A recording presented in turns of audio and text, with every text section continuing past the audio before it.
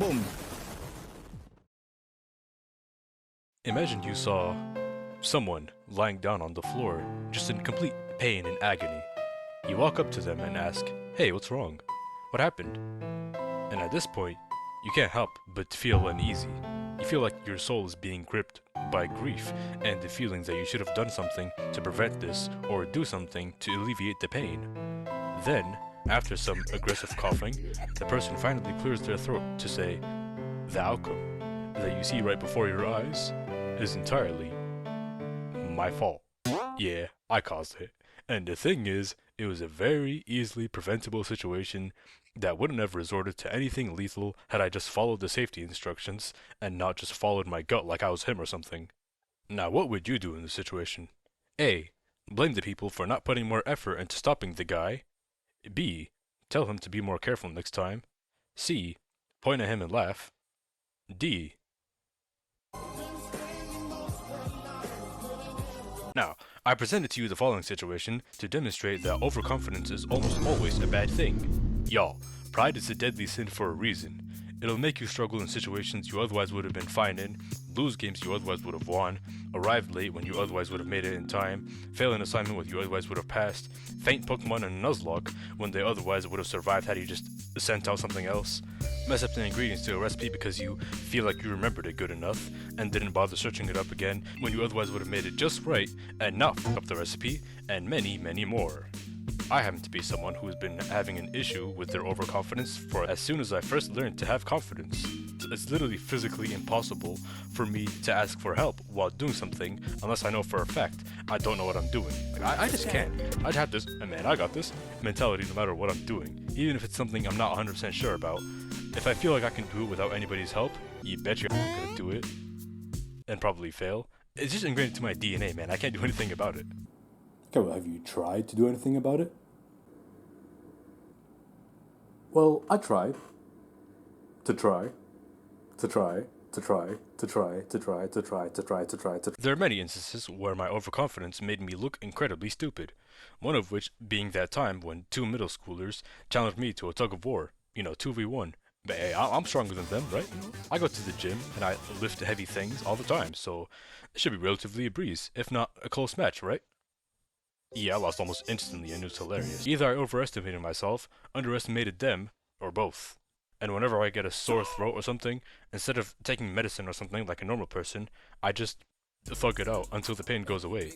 Today, I'm just building up my resistance to these illnesses. Or so I tell myself. And whenever I feel like I remember the road back from home from somewhere, I don't even pull out the GPS. I'm just like, I remember the way. It was like a right, and then a left, and then like straight for 8 minutes. Man, I got this. And when the road looked a bit unfamiliar, I pulled out my phone, put the address on the GPS, and I found out that I was actually going the opposite way. During this car ride was when I got the idea to make this video. However, by far the worst instance of my overconfidence was the time that had almost resulted in my death. Actually, there were several instances of overconfidence that almost resulted in my death, but that's beside the point. This is one specific case that I'll probably never forget. You could definitely learn something from this story.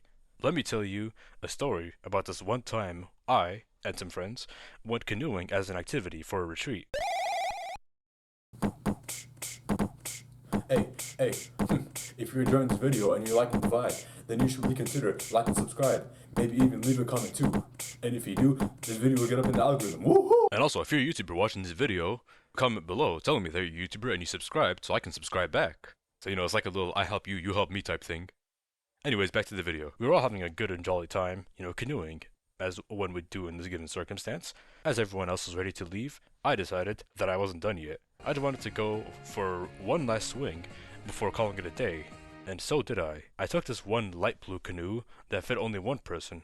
Perfect, I thought to myself. However, one thing I didn't know about this one was the fact that it had a hole in it, and using it for even a little too long would cause it to overflow and capsize. Which is what ended up happening like a minute or so into my solo canoeing joyride. I had no choice but to abandon ship and try to pull the canoe back into the surface whilst keeping myself afloat, which wouldn't have been that much of a problem. After all, I know how to keep myself afloat relatively fine while pulling something with me, so what could have possibly been the issue?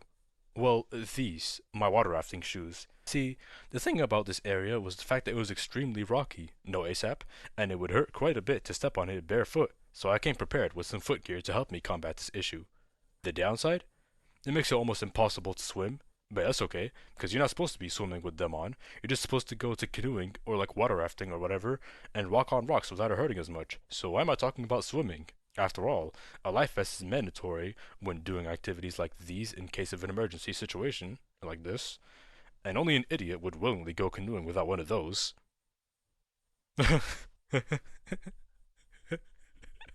For some odd and confusing reason, my egoist head ass decided to canoe with a broken canoe without a life vest on.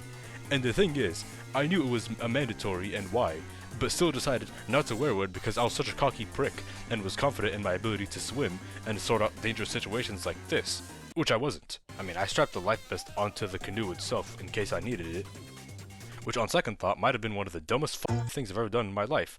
When would I have stopped to put on my vest, and why was it off in the first place? So after the canoe capsized, I was desperately trying to reach for and unstrap the life vest while keeping myself afloat with these damn shoes on, while hanging onto the canoe for occasional breaks due to fatigue, while making sure the oar doesn't get lost.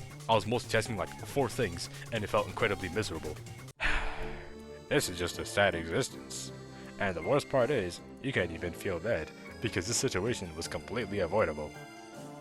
Nah, but for real, all I had to do was acknowledge the fact that safety is in fact not optional. Either you learn it the easy way and take every safety measurement possible, or you just dick around and find out the hard way just before it kills you. And if you're lucky, you'll live to become stronger and never repeat this mistake.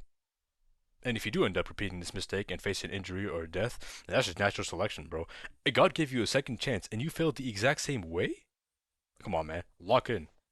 Or I guess you should have locked in when you had the chance. So if you're ever wondering why pride is a sin, this entire video is why. Do not let your arrogance get the best of you, or you may lose your life. Speaking from experience, of course. Anyways, I think that's gonna do it for this one. I've been Melissa Swegman. Thank you for watching. Here are my subscriber goals. And if you get this video to 1,000 likes or dislikes, then I will do a Nuzlocke on Pokemon White 2 to see if the Gen 5 hype was justified or not. Other than that, yeah, that's basically it. See ya.